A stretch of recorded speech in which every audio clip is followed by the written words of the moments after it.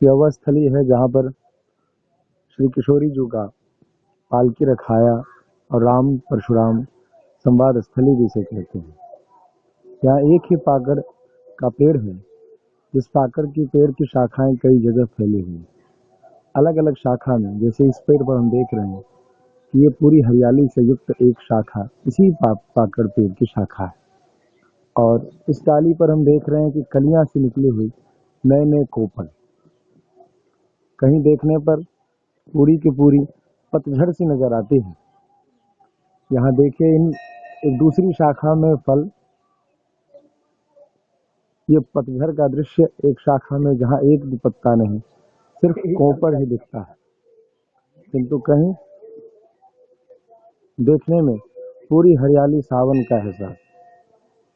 पेड़ एक ही, अलग अलग शाखा, कभी एक शाखा में पूरी हरियाली, कभी एक शाखा में पतझड़, और किसी शाखा में नए पत्ते, किसी शाखा में पुराने पत्ते।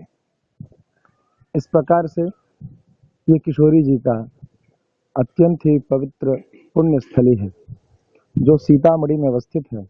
इसे पंथ पाकड़ कहते हैं।